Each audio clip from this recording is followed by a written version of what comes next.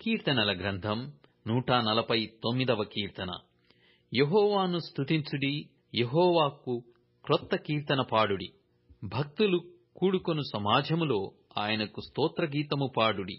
ఇశ్రాయేలీయులు తమ్మును పుట్టించిన వానిని బట్టి సంతోషించుదురుగాక. సియోను జనులు తమ రాజును బట్టి ఆనందించుదురుగాక.